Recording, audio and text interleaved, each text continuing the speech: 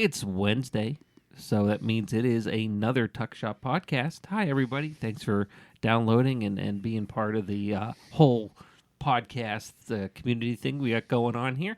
I'm Matt Cernell, of course, recording live here on the campus at UPJ. David, you're back from the cold. You weren't here. You are not as pleasant as the last co-host I had. Well, it was the weather. We'll blame it on. I love you, buddy, but not as much as Sarah. Well, hey, it's the weather could change, and attitudes change. How that works. Yeah, no, I can't. I was laughing about it this morning. I had to go do some run, and I thought about how cold that was a week ago, and it's like, hey, it's 30 degrees. This is kind of cool. This is, it's nice. Yep. But last week it was negative something. Yeah, it was. Yeah, negative double digits. But so how was your 2 weeks since we talked to you last? Cold. Cold. It's much warmer now. We'll just leave it at that. So good. But weather podcast. But you have been busy with a bunch of different things kind of coming up. Yeah. I mean, there's things we're not going to talk about in depth. I mean, there's things that are spring-like. Believe it or not, we're working on some things for May and things down the road on those lines. But that's for another time, another show as we get closer and registrations for those things open up. But been focused a lot just on the month of February. And I know, we've been talking about it, and I'm going to talk about it again. Because you got to, we're just informing people. We talked a little bit, I know, last week and the week before, we talked about the mountain cat couples. Mountain cat couples, we're still accepting stories about anyone that had met here. I'll go as far as if you're engaged and or married, still together after meeting here. We want to feature you during the month of love, during Valentine's Day week, the week of the 10th. So what we're asking you to do is send a photograph or photographs. Some of the couples have sent kind of the neat. Here's when we met. Here's Before the middle, and after, and here's where we are now. Sort of a thing. So we'll post those. We want a little story about how you met, where you met. A little story, while you were here on campus. So you can send those to dgj7@pitt.edu. We're going to put a deadline on that of February 7th because we're going to feature those the week of the 10th. So depending on how many we get, if we get, 10, then we're going to do 2 a day. If we get 20, then we're going to do 3 or 4 a day, so on and so forth, depending. It'll cost you nothing. It's just a neat kind of way to look back and say, well, that's kind of cool. You met your significant other here, you're still together. So get those out to me by the 7th, photographs, or along with, important, put in your maiden name, put in the years of graduation, on the who, what, when, and where, why, that sort of thing. The other thing, we talked a little bit about that happens on Valentine's weekend, as a matter of fact. Winterfest, February 14th and 15th. Friday, February 14th, starts off with wrestling, and then we do the athletic alumni and guest reception. Following the wrestling match, that'll cost you $10. You get a kind of a neat, snappy T-shirt, alumni T-shirt that we'll provide you with. And then Saturday, we come back during the day, starting at 11 o'clock, Friends and Family Day at Pitt Johnstown, where there's open swim, an alumni reception in the Hall of Fame room, along with bouncy houses and a lot of other different things going on. Basketball games, 1 o'clock and 3 o'clock. 5 o'clock is we're doing the bonfire. And that's going to cost you $12. We ask that you pre-register for that. That gives you the opportunity to get some drinks, get some barbecue.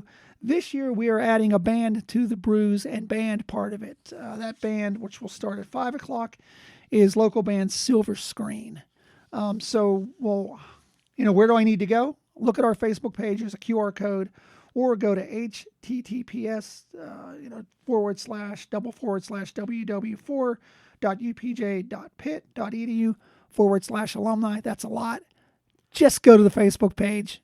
Or look in the description of this podcast on your podcatcher of choice. It's right there. I was going to warn you before you started down that path, but watching you struggle read out an URL was fun. If you followed it was a little joy in my life, David. If you follow my history, warnings are kind of recommendations, not sometime warnings. But yeah, so there's a couple of things coming up right in front of us in February. I know we're doing some events in March. Graduation will be here before you know it. We'll be doing some things around graduation for the newest alum, and then we've got a nice big alum reunion we're planning for end of May. But we can talk a little bit more about that once those registration pages get up. Yeah, we have a week or so for some things, including a hockey event. Absolutely. Talking about some pirate stuff over the summer. Yeah, we got right. some golf. We got some big things coming up on the alumni side of things. And biggest thing, like I said, like David was talking about, especially Winterfest. Friend of the show, Abby Gerhardt, has kind of made that her life mission to make that event, and does a great job with it. Abby's been on here a couple times over the years talking about Winterfest, and it's really cool. And are we going to podcast live from there? We're going to do a live show from Winterfest. It's been such a crowd pleaser. Actually, you and I found out we're doing a live show from a event coming up in a week or so that we'll just tease. We won't get too deep in. Actually, I have to remind you, I didn't get that email from Mark. I had to, but that's off air kind of show prep, David. We're not doing it. We're just going to do it live on the air. Hey, that's the best. But got some really cool things coming up. It's amazing to think that this is our last show for January. Yeah, already. Nice. Yeah. We the month's gone fast. Somehow. Oddly enough, and we're into February. We're getting back into the groove of things. We got a lot of cool events coming up. A couple weeks away from my Daytona 500. I'm in a very good mood. Things are going great, David. Good for you. Until the weather changes. Once again. Well, let's not get too crazy. But no matter what we do, every week we try to bring something fun to you. And this week I sat down and had a conversation with Professor Stacy Roberts from our business department, runs our marketing component of the business division, and had a great talk with her. So let's listen to that right now. I'm very excited today to welcome Stacy Roberts from the business department, my colleague. I'm here. Is also an alum? Also an alum. A little nervous? A little bit. It's a little bit different than teaching. What year did you graduate? I was 2009. Graduated with, at the time, we didn't have specific majors for business. It was just a general business degree with concentration. So I had a concentration in marketing and management. And we see that a lot with the folks who, especially being alumni focused, there's a lot of the business with the concentration folks. But it's been about, what's that been now? About maybe 10 years since the change with actual sub-degree, like the actual degrees of accounting, marketing, finance. Yeah. Why did you come here? Because I'm a local girl. I grew up 10 minutes from here. I went to Richland High School, which is right across the street. And you get the harassment from people a little bit in high school. Oh, it's going to be 13th grade and, it's not going to be any different. And it's a totally different world over here, being in the university. But I love Johnstown. I wanted to stay local, wanted to live at home. Honestly, I wasn't really looking for the dorm experience being in college. But I was still very active on campus. I had a work-study job, and I was president of an organization on campus. And so got the whole college experience, but then could kind of still hide away and go do my thing at home. Where do you work-study? I was actually now it's the Academic Success Center, but previous to that, Dr. John Gonder I remember John. had been down there, and he was the dean. So I worked for him for several years. So doing all of the academic affair, programming, but then also helping with, at the time there was a class, University Scholarship, which was like a 1-credit class. So kind of helped create that for what it was for several years. And then they had tutoring and everything down there. It's kind of changed a little bit, but it was a good time. I met a lot of people on campus who honestly a lot of them are still here, which is kind of nice to come back and see familiar faces. It's interesting how you and I have a kind of a very parallel pit story. Yeah, because you're alum too, right? Alum. Yeah. Grew up on campus. Yeah. Went here. So a lot of people, familiar faces from over the years that are now colleagues or coworkers or I was going to say, it's kind of that weird transition of going from calling them to Mr. or Doctor or Professor to calling them by their first name. It's like that transition into corporate world. A little bit different with academia, but yeah, a lot of great people here that have stayed here. And I think that's a true testament to the university itself, that people, when they come in, they're employed here, they stay here, they stick around for a while. They want to, give back and pay it forward to the students. Did you come in knowing business was your focus? Well, I did. I came in declared as marketing, but I had no idea what that meant. So when I was in high school, we really didn't have, now they do all those college and high school classes and you kind of get exposure to things faster. We didn't have any of that at the time. It was just your standard curriculum. But I was in art and I could draw and I was, good at painting and all that sort of thing. And someone was just randomly said, "Oh, you should go into marketing. You're very creative." And I just was like, okay, cool, let's go do that. And I fell in love with it. I really did. I had really great faculty. And then the management degree just kind of added on because I had the opportunity to. But yeah, it was a great experience. I had really great faculty to kind of lead me through that. So you came here, you graduated successfully. Mm-hmm. Congratulations. Yay. I did it. Then you left. Where did you go? So I actually left here. So my last semester, I did an internship at Conemaugh Health System in marketing communications. And right after school, I had actually turned down a job it was like a little magazine company. They closed a couple months later, honestly. But I turned down a job and I took on a second internship at Conemaugh in HR. There was about 7 of us in that program over the summer. And during that internship, I met a girl who was getting her master's up at St. Francis University in Loretto. And she was talking to me about this. They had a similar, not a work study program, but they had a graduate assistant program. And so I just kind of reached out and applied for a couple of those positions. So I ended up getting a graduate assistantship in their School of Business, which was nice. So I went to school for 2 years and got my master's at the same time. So then after that, I was actually at a hockey game and I ran into my former supervisor at Conemaugh. And she said, "Hey, somebody's leaving our department. You should apply if you're interested." And I did, and I got the job. And so I was at Conemaugh Health System for about 10 years in marketing communications. Left there and went to JWF Industries. So I went from being able to talk about like heart surgery and brain surgery to metal manufacturing and fabrication and the defense industry. So I was there for a couple years and then did some work with a company called Brand Demon in Altoona. And I worked from home doing marketing management and had several clients. I was a brand manager there. So, but throughout all of that, as soon as I had graduated with my master's, I came back to teach that one credit university scholarship class. So things kind of, come full circle. I was asked to come back and teach that just for the business students. And then Doug Reed, may he rest in peace, who had been here, he was getting ready to retire. And he asked me to take on one of his management classes. And then one thing led to the next. The next thing, I'm an adjunct faculty member, right out of grad school. So I taught management classes for about 5 years, just as an adjunct, But then I had my son, and I'm like, I can't work full time and be a new mom and do an adjunct. So I had to give up something. So I gave up the adjunct. But then just a couple years ago, John McGrath was leaving, Dr. McGrath, who taught marketing.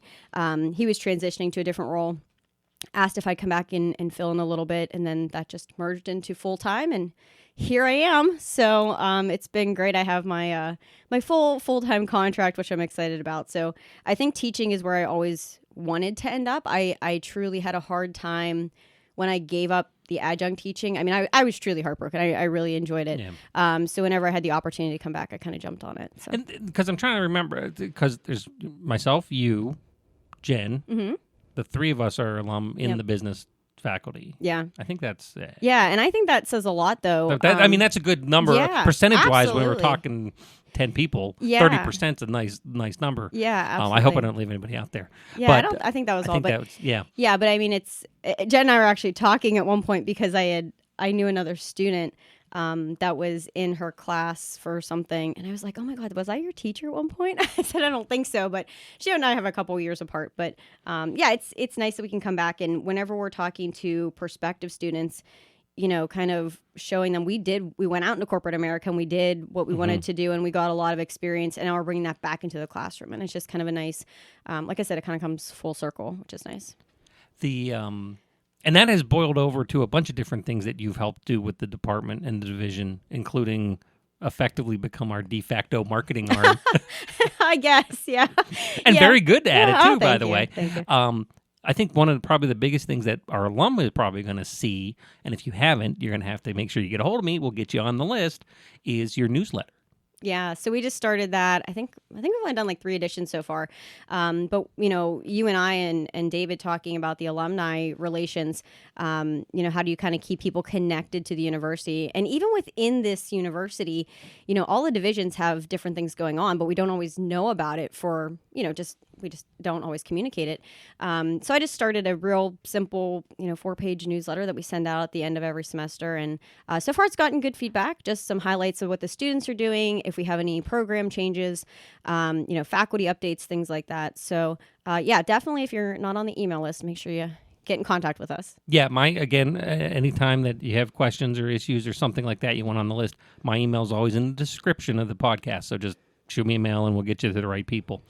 But that's big. We're talking about doing some signage and stuff in the building to help kind of identify where things are. There's been remodels and kind of needs some kind of stuff. And you kind of have a big part in all those things because it kind of is right there in your wheelhouse. Yeah, well, I think, because of the skills, obviously, that I got here, but then I think also remembering back to being a student and things that were helpful to me or things that we could have improved on or, all about creating that good experience, right, for our consumer, which is our students, and trying to make them feel welcomed and, appreciated for being here, honestly, because, they have hundreds of other choices they could go and do. Mm-hmm. So for them to come back, it's great. And we have so many great students here. They're just really nice people. So want to give them a good environment to learn in.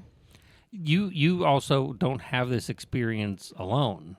You, like me, also, as we talk about our parallels to each other, are not the only UPJ alum in your immediate vicinity.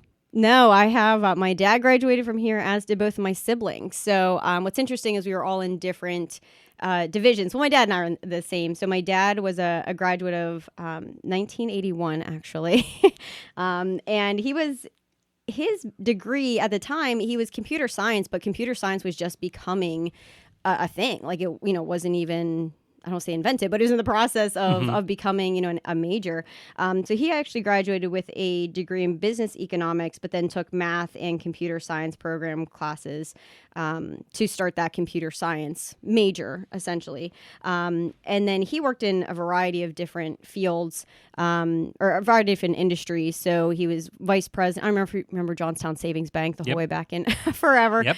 So he was actually the vice president of IS up there at one point. And the computer was literally the size of 3 classrooms. I mean, I remember going up and he'd have to fix something and I'd roll on the chair down the ramp and it was like this huge room and it was just one big computer. Everything that we'd fit now on a laptop or even on our phones was this massive room of stuff. So it was just kind of interesting. So he's still active in IS. He can retire any day, and I keep telling him he should. But he still enjoys it, so he's still going with that.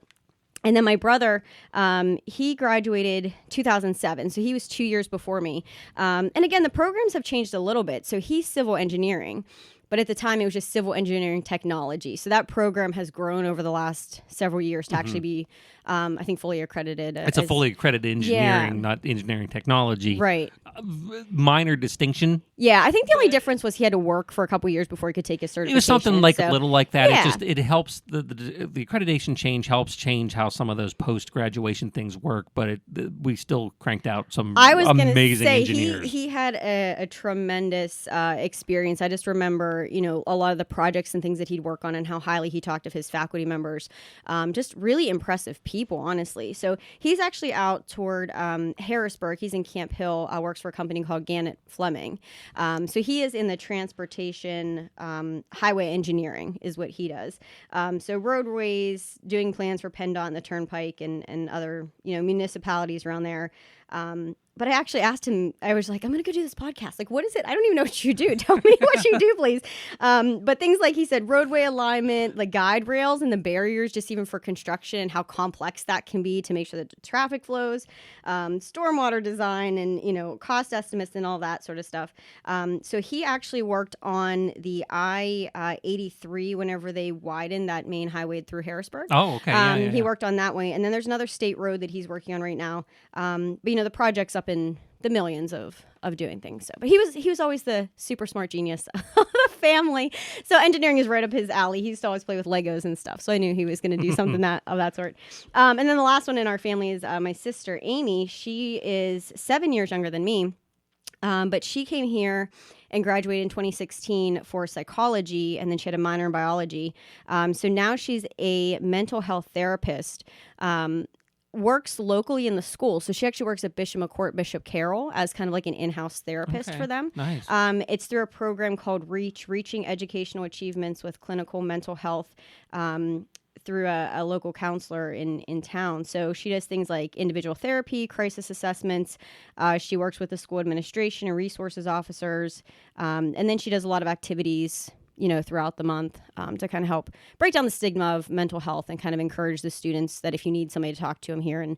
And she always, she always has so many students, and I give them credit, that come and say, I need to talk to somebody. So kind of helping to, get through that a little bit. Very, sooner very and critical with especially that age group, and kind of knowing how to handle those life things that they aren't always equipped to handle. Exactly. Yeah, so she's licensed in Pennsylvania, but she's a national certified counselor in ADHD and trauma therapy and all of that. And she actually comes back to UPJ every spring, and she talks in the junior and senior seminar about her job and what she's learned from here. And have to get her on the podcast. You're bringing me guests. This is what we love. You're bringing me guest ideas. Yeah, no, she had a great experience here too. She worked on campus. She was down at the LLC and did all the events and all that stuff too. So she has some good stories. But yeah, so we're all alum. And again, I think it goes to the credit of the university. We were all very well equipped. We were all gainfully employed as soon as we graduated. We had great success in our corporate careers, and still going strong. So a lot of great education here. And being a small campus, you get that personalized attention, and then make all these connections that help you down the line. And I think it's interesting that it's a place where we differ, is that you all have such a variety of different. You kind of sampled everything from campus. Yeah. I tend to be the black sheep of the family in social science. Yeah. More than the math folks. I was gonna say everyone else is business or math, and yeah, and I tend to be the black sheep that did the technical and social science side of the house, which was interesting. But you have that nice diversity amongst all these programs. Yeah, that sit down and kind of can. Yeah, compare. but it really plays to all of our strengths. My dad and my brother are a lot more analytical. I would say my sister, of course, is social and very empathetic and all that. I'm kind of a combination of both. That I enjoy my spreadsheets and I enjoy going through data and looking at all of that. But then I really thrive on the teaching aspect of interacting with our students and getting to know them as people and kind of helping them on their journey. And again, personally for me, I had such great faculty, again, with, Doug Reed and John McGrath and Ron Vickroy and all of them, that it's just kind of a way for me to pay it forward for all of, the great mentorship that they had given me over the years. It's a great place. It's home. You come back and it's home. It's interesting. I had you'll appreciate this more probably knowing that than anything else. Just like you, I had that same experience. I was sitting with my group the other day, and I had one of them say, I'm here because you came out and were nice to me the first day and kind of said, yeah, let me show you your stuff. And I'm like, that is more payback to this university than I think I could ever have hoped for. Well, because that's just because those people like John and Doug Reed and for me it was Bill Corey that came back and did that for us. Yeah. And they'd be real happy. Oh, that we did that for we do that every day for people. Well, it's interesting because you don't even realize it until someone, says something. But I've had students say, I got into marketing because of, your class, or I switched, and I started doing more. I try to teach in my classes, it's not just the book work. It's not just the academic stuff about being a good person and, being a good corporate citizen and servant leadership and all of that. And kind of incorporating a lot of that into my classes of it's not just about going to work and getting a paycheck. Like, what are you doing with your life? You know what I mean? How are you, paying it forward and helping others? And there's a lot of students who, keep in touch and they let you know what's going on and they do express that appreciation. So, yeah, it's kind of like you said, it's better than anything else to hear that, even if you help one person, it seems like it's worth it. So it's a really fun thing. And I think there's some really cool stuff going on in business, and people can find out about it because you started this newsletter. Yeah. Well, we got to keep it going. There's always good content. Sometimes I feel like I have too much and I have to pare it down a little bit. But I think that's good sign of our division. The fact that, we're adding new classes, we're adding new electives, we're welcoming new faculty, we're, kind of expanding what we're doing for our students. Yeah. And I think that's just a great testament to the work that we're all collectively doing as a division. So I think it's great, and I really appreciate you coming and spending 20 minutes or almost 20 minutes with us talking about your experience here, both in the department and as a student. I think that means a lot to folks, and you're free. Thank you. I'm a whole day ahead of nervous me. about it, but No, I like I just said, it's different than teaching and what your curriculum is for the day than just talking about yourself. I've never been one to talk about myself much, so no, I appreciate it, and I thanks to you for doing the podcast, because you've had a lot of great stories, and it's kind of interesting, some of them that you've never you wouldn't hear of if we didn't have this opportunity. So thank you for doing this in the first place. Thank you. I appreciate it. I'd like to think that somewhere down the road in 100 years, when we're getting ready to celebrate 200 years of UPJ, that somebody's listening to this and yeah. But great stories, and I think I won't be here. So. It's a good way to capture it, though. Truly, because there are so many people who have such unique stories, being here and leaving, and what they've done with their lives, and so I think it's a great opportunity to kind of record it too. I think it's one of the things too. I like being able, and you're just helped contribute to that. We've talked a little bit here today about folks that sadly aren't with us anymore, but they were part and are part of the fabric that came together, that people remember sitting in classes with Doug Reed. And, they built this division for sure. Yeah, and you run into any alum, and everybody has a story about those guys. So truly kind of carrying on their legacy as well. It's very good. Stacy, what are you teaching today? I don't even know. No, principles of marketing and branding, which is a new class that we brought in to the curriculum. It was kind of one of those areas that we needed. Branding is so important, not only for businesses and products and services, but your own personal brand and, what you do every day. So those two today, and then I have a first year seminar. So yeah, I'll be a busy but also very productive day. Well, you better get to it. Thanks for stopping by and joining us on the show. Thank you. Have a great one. Thank you for everyone tuning in, and we will talk to you next week. The Tuck Shop podcast is recorded live on the University of Pittsburgh at Johnstown campus. Update your contact information with us by visiting johnstown.pitt.edu/alumni. Connect with us online via Facebook and LinkedIn, or consider donating to the university at giveto.pitt.edu/giveupj.